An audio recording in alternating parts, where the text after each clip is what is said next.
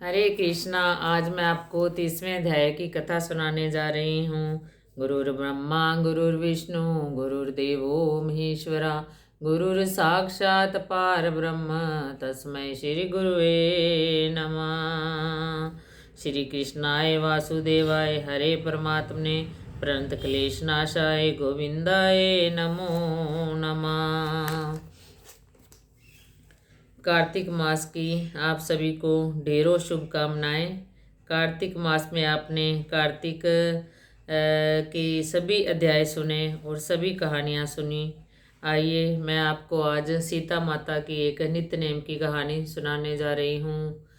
राम लक्ष्मण और सीता अजी जब 14 वर्ष के लिए वनवास में गए तो उसमें से 12 साल सीता माता ने नित्य नेम किया और रोज़ राम जी को कहानी सुनाती, फिर खाना खाती तो और रोज़ ही राम को इस प्रकार से वो अपना नित्य नेम करती। आओ राम खाओ राम तपी रसोई जिमो राम, दूध बतासा पियो राम, माखन मिश्री खाओ राम, सूद के पल के जिमो राम, खाली सब भंडार भरेंगे, शाल दुशाला ओढ़ो राम, जय श्री राम जय श्री राम जय श्री राम।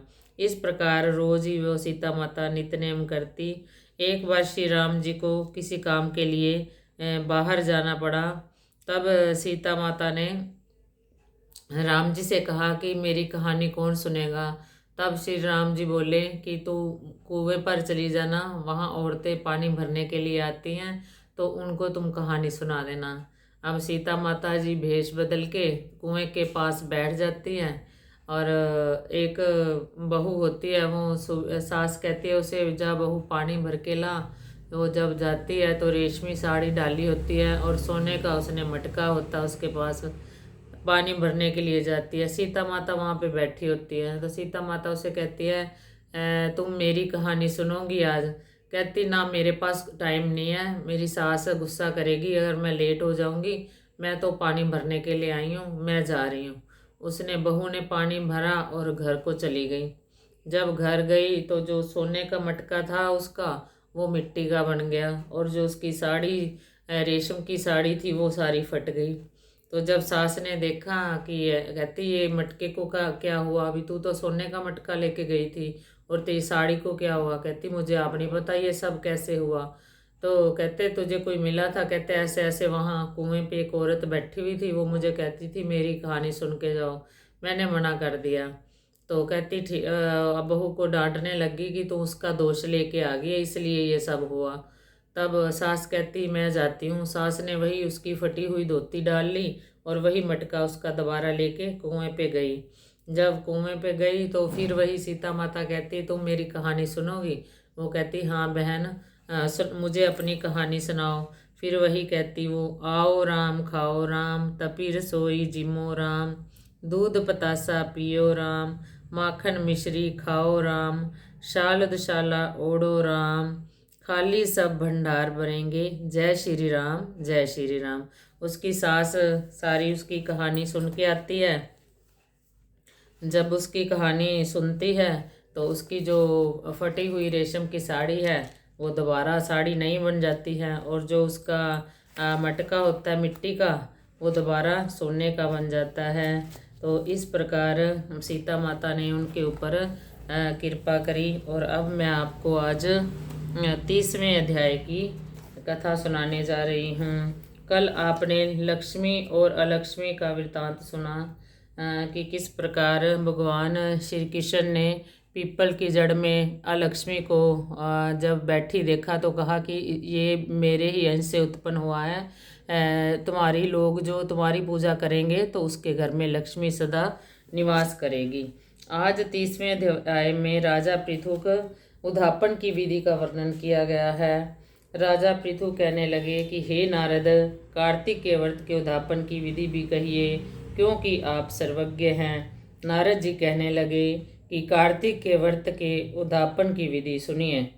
कार्तिक शुक्ला चतुर्दशी को व्रत की संपूर्णता के लिए उद्धापन करें। घर के अंदर गोबर का चौका लगावें, तुलसी के ऊपर मंडप बनावें, द्वारों में मिट्टी के 4 द्वार पाल बनावें, जिनका नाम सशूल, पुण्यशील, जय और विजय रखें।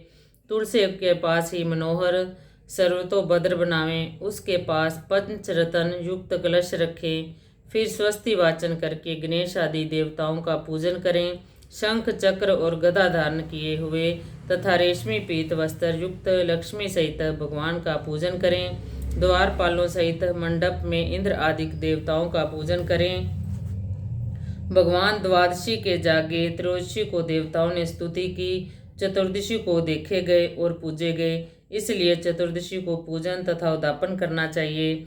भगवान की सोने की मूर्ति बनाकर षोडशोपचार विधि से भगवान की पूजा करें। फिर शैया दान करें। सफ़ेद वस्त्र, तकिया, दुपट्टा, खड़ाऊं, छत्र, दीप, शीशा, कंघी, अंजन मंजन, शालका, कैंची, मोली और कुमकुम, लौंग, इलायची, गोरवन, कस्तूरी, सुगंधित पान, बीड़ा, माला, मिष्टान, नथ, यदि और कोई प्रिय वस्तु हो तो वह भी सुंदर भोजन या शैया दान के अंग हैं।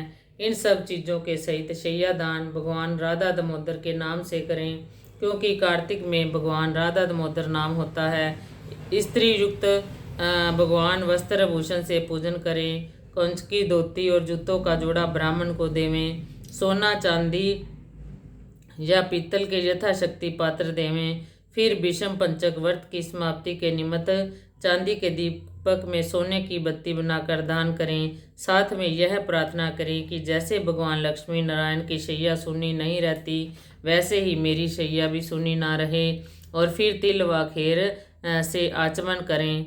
विष्णु की प्रसन्नता के लिए तिल व खीर से हवन करें। विष्णु की प्रसन्नता के लिए देवताओं की और शांति के लिए कात्यायनी देवी का हवन करें। दक्षिणा देकर ब्राह्मण को प्रणाम करें। फिर देवता, तुलसी और गौ का पूजन करें।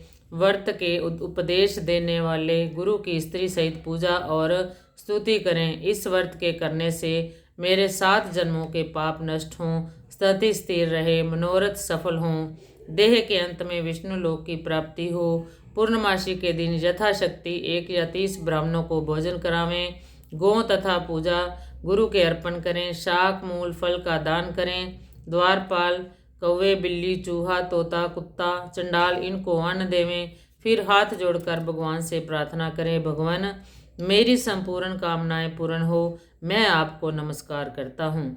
इस प्रकार प्रार्थना करके भगवान लक्ष्मीपति को अर्घ देवें और कहें कि हे देवेश, लक्ष्मी सहित अर्घ ग्रहण करो। जिनके स्मरण मात्र से तप, यज्ञ, क्रिया थोड़ी सी संपूर्ण हो जाती है, उन अच्युत भगवान को मैं नमस्कार करता हूँ। कई भक्तजन भगवान की प्रसन्नता के लिए अपने घरों में दीपमाला भी करते हैं। ब्राह्मणों को खीर आदि का भोजन कराकर दक्षिणा देवें। फिर मित्रों तथा बांधवों युक्त आप भी भोजन करें। नारद कहते हैं कि जो कोई इस व्रत को और इसके उद्यापन को इस विधि से करता है, उसको विष्णु लोक की प्राप्त होता है। बोल कार्तिक महात्म की जय। बोल तुलसा मैया की जय। बोल विष्णु भगवान की जय। अच्युतं केशवं श्रीराम नारायणं कृष्ण दामोदरं वसुदेवं शीतवं माधवं गोपिकावल्लभं श्रीजानकीनायकं श्रीराम नारायण भजो। सेवा पूजा वंदना शंकर आपके हाथ, हम तो कुछ जाने नहीं, सब जानो भोलेनाथ। सबका भला करो भगवान, सब पर सब विधि हो कल्याण। सुखी बसे संसार सब, दुखिया रहे न कोई, यह अभिलाषा हम सबकी, मारी इच्छा पूर्ण होय, इच्छा पूर्ण होय। सर्वे भवन्तु सुखिनः, सर्वे सन्तु निरामया, सर्वे भद्राणि पश्यन्तु, मा कश्चित् दुःखभाग् भवेत्।